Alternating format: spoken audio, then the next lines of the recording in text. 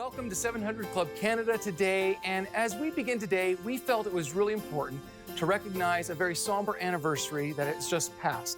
Last April 18 and 19, a gunman committed a series of shootings and arson attacks across communities in Nova Scotia, killing 22 and injuring 3 others. Yeah, we're honored today to speak with Pastor Andrew Maves from Digby Wesleyan Church. He's going to share how the local communities are faring 1 year later. That'll be great. Yeah, and I think often when crisis like this happens, the first question people ask is, God, where are you? Yeah. And I'm reminded from the book of Isaiah that God is on the cross, dealing with the pain and the burden that we all go through. In Isaiah 53:4, it says this, surely he, Jesus, took up our pain and bore our suffering.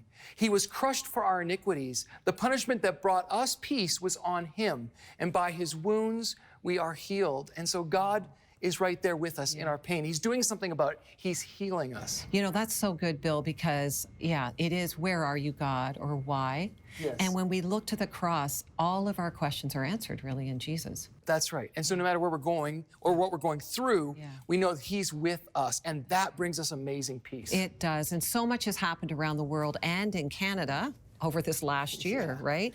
But Nova Scotia has remained in our hearts, and I want to welcome Pastor Andrew Maves to the program to talk about what this year has been like for the small communities directly affected by the violence that took place a year ago. Well, welcome, Pastor Andrew. Great to have you. Great to be here. Thanks for having me. Well, you know, on this 1 year anniversary of the mass shooting in Nova Scotia, would you take us back to that day and share with us maybe a little of your own experience? Sure. Well, it's hard to imagine that it's been a year, but at the same time, when those first reports started coming in of a shooting, of course, the whole province kind of went on alert. And then as it continued to progress, we saw the devastation that was done. And so in the midst of a pandemic, it's been very hard for people to grieve and to deal with some of those feelings and to get together. And so it's been quite a hard year. And it seems like Nova Scotia was one of those provinces that we were dealing with the grief and the shock of that horrifying day. And then shortly after, of course, there was another helicopter that went down in Greece with some of our Canadian military, 6 of the crew members, all from the Halifax region from Nova Scotia. And then a couple of weeks after that, the Snowbirds were doing a tour to try to give people some relief across Canada. And of course, Captain Jennifer Casey went down with the Snowbirds, and she was from Nova Scotia. So it just felt like there was never a moment of solace, or never a moment where we could stop and really catch our breath before the next thing happened. And so it's been quite a year of trying to recover, and doing that in the midst of a pandemic. I can't stress how hard it's been, because so many times the regulations are changing and people can't get together. Right. So it's been a challenge as we try to rebuild and have that hope.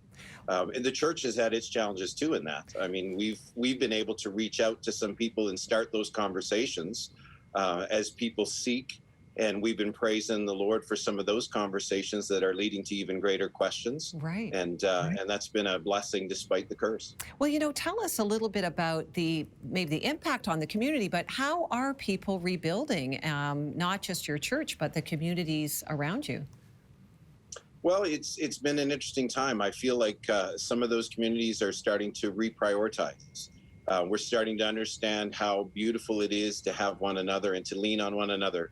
And some of the things that we took for granted, we're not taking for granted anymore, which is allowing people really to live life to its fullest. I feel that verse in John 10:10 when it says the enemy comes to kill, steal, and destroy. And we feel like some of these tragic events have already taken enough from us. Now it's time to take hold of life to its fullest. And so the reprioritizing has been pretty amazing. We're seeing families that are kind of coming back together and fixing some of the things, or building things that have never really been there as far as communication goes and family time, and setting those things as priorities. And that's been a beautiful thing to watch. Well, you know, that's really a refreshing reminder to everyone across our nation that this is a time of reset in many ways, and reprioritizing, as you've said. And as a pastor, really, you're on the front lines, aren't you? And you're seeing God do, you know, maybe new things in people's lives. Can you tell us what ways is God working in the midst of tragedy? Because we know that he specializes in that. Well, I've been calling them COVID testimonies because I'm not sure what else to call them. But we are seeing families in our church put down roots during these uncertain times, and we're seeing community members even come and booking seats here in Nova Scotia. Some of our communities are allowed to meet on Sunday, and we're booking seats for that. We're seeing community members that have never been a part of our church join us. We're seeing our online presence become greater, and all of those things come with questions. So in those conversations we find out there's needs. Maybe it's heating, maybe it's food needs, and then all of a sudden the church is given the opportunity to rise to the occasion and solve some of those earthly problems. But then those conversations continue, and they're asking questions about end times. Even it's been amazing to me. Like, I'll have people stop me in the street and say, "Hey, Andrew, is this part of the end?" And I'm going, "Hey, things are lining up for sure, but that's a bigger conversation. Maybe we should have a coffee sometime." Yeah. And I've been really encouraged by the openness of the community and the willingness of the church to reach in to some of those tough questions and to give an answer for the hope that they have. So that's been amazing to watch and a blessing to be a part of. Well, I just find that so refreshing to hear myself, because sometimes I think we're so isolated in this pandemic, no matter what province we're in. Nova Scotia particularly has faced some very hard tragedies. And sometimes we can ask, like, what is God doing? But he is actually using us. What encouragement would you give people watching, not just pastors and leaders, but everyday Christians? Like, how can we be about what God is doing in this time? Well, I think of those verses that tell us to be prepared to give an answer for the hope that we have. And I think to be a listening ear. One of the programs that we were able to run during the pandemic was a grief share. And that seemed to be so timely because there were so many people who weren't allowed to gather for funerals and for celebrations of life.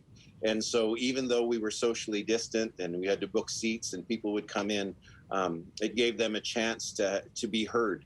And I think sometimes we need to remember in the church, we have the truth and we have the answers, but people are waiting to be heard themselves. And once we give them that conversation and we give them our ear, we've earned the right to kind of give them some truth and some direction, even in their own life. And I'm finding more and more, of course, the evangelist within me gets excited. I'm always drawn into conversations that end up leading to questions of eternity. And I think the church just simply needs to be ready to be engaged and to be real and to answer some of those questions and to be listening as the community tries to speak and have a say in the midst of all the chaos. Oh, I'm so with you, Andrew. I mean, I'd say the evangelist within me too gets really excited about this time. And I just think that's a word for everyone across our nation. Like, if you belong to Jesus, like, we have the answer. We have Jesus, like, go share him, right? Yeah. And people are longing to talk. They're longing to ask. They're longing to have that dialogue. I think for a long time, when people found out that you were a person of faith, they'd kind of push back a little bit and say, no, that's for another time, or that's too divisive. But I really feel in the day in which we are living, the Spirit is pouring himself out. Yes. And we just simply need to be available. And I find when I am, God is ready to throw me into those conversations and to use me. And so I'm praising him every day. Wonderful. Even through the pandemic and some of the fears that people are feeling. Just this Sunday, I got the privilege of sharing in junior church. Wow. And one of the things that I love to do is sketch and draw. And so we had poster paper on our tables downstairs, and I was telling the kids, each at their own table, 2 kids per table, keeping them apart, what are your fears? And so, of course, you get the kids who are drawing sharks, which that's one of my fears, spiders, things like that. Some kids were drawing masks, that they were tired of masks. Wow. One kid in particular drew an incredible detailed picture of a COVID virus that he had seen on the news over the past year. And I was going, wow. And so we had a chance to talk about those fears and then crumble them up and throw them in the garbage and talk about how the Lord asks us to fear not, and then show them all the reminders that God is all around us and he cares for us. And so good. Those even kids are feeling a little bit uneasy in the times in which we live. And I think letting people have a voice and have a say, and then giving them direction because they're certainly seeking. And I'm praising the Lord. The truth is when we seek, we find. Yeah, that's it. That's it. That is it. Thank you so much. We're so encouraged by what you shared with us. And God bless you and your ministry. And we're just going to continue to pray for Nova Scotia. Thank you, Pastor Andrew. Well, thanks for having me.